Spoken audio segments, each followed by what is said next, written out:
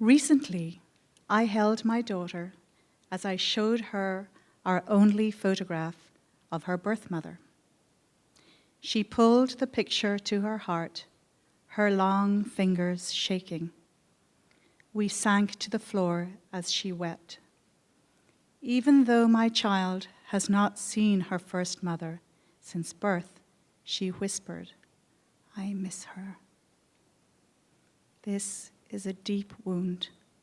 Like death, it is grieved. Days later at the playground with her younger sister, a bunch of kids loudly asked my child these questions. "Is that your mom? Well, why is she white and you are brown? That's not your real mom. Are you adopted? Why didn't your real mom want you? Didn't she love you? Was she a mean mom?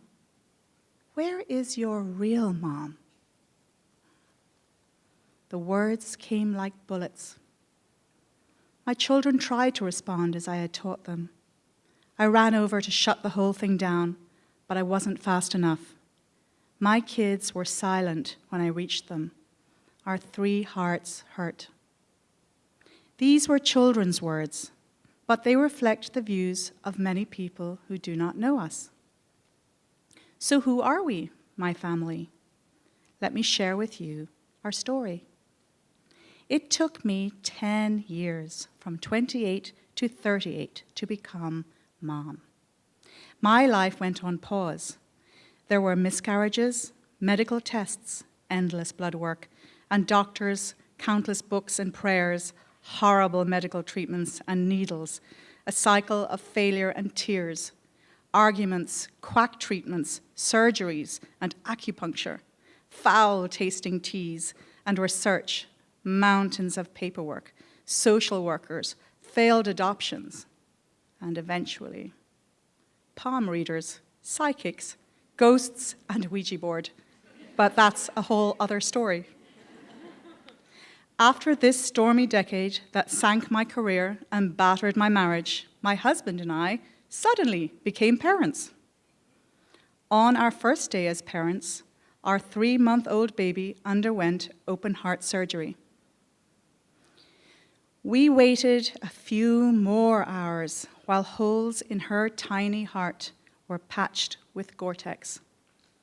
Later, as she slept with a tangle of tubes and wires attached to her body, I held her hand and looked at her without distraction for the first time. Her skin was like dark chocolate, mine almost translucent. Her hair was springy black curls, mine straight. Her sleeping eyelids covered deep almond pools.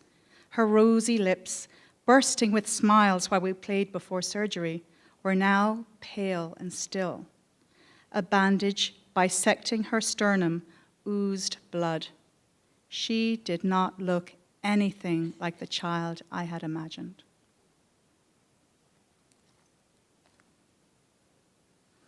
I knew that after all these years of endless loss, I might also lose this child on the same day that I had finally found her. But I also knew that if she was going to die tonight, she had to feel a mother's love, and I would feel a mother's grief. And so I kissed her curls and held her hand and whispered, "Mom is here, sweet baby." Love and fear pierced my heart. 6 hours after surgery, our baby began bleeding heavily and was rushed to emergency surgery. When she returned to the ward, stabilized, a nurse told us she might not survive the night. All night we waited, listening to her breathing, willing the clock towards morning. During that time, we heard that a baby boy on our ward had died. When dawn broke amid a lightning storm outside our hospital window, we were told that our baby had pulled through. We would take our daughter home. This child is now 9. She is magical. She brings people together and makes them happy. She is also a writer, an artist, a gymnast, and a gifted musician. When she looks into my eyes, I feel peace. To me, she is divine. I can see my daughter's resemblance to her birth mother in the only photograph we have of her. It is difficult to look at. Taken on the morning she chose my husband and I to parent her baby, her eyes are puffy from crying, overwhelmed by grief. If you wonder why she decided not to raise her child, I can promise you, you would never, ever guess correctly. Every life is a web of mystery. I have cried many times for her loss, sometimes even at the supermarket when I hear a certain song with her name in it. I really love her. 2 years after adopting our first daughter from Queens, New York, we adopted another beautiful girl, baby girl, from the Bronx. 3 years later, we adopted a fabulous teenager from Bogota, Colombia. The stories of all of our girls are extraordinary and special. Our family extends to those you cannot see, to the ones who gave our daughters the eyes, the smiles, and the dimples that we love. We don't look like each other, but loss and courage and a radical love have made us a family, a great, big, beautiful, happy, real family.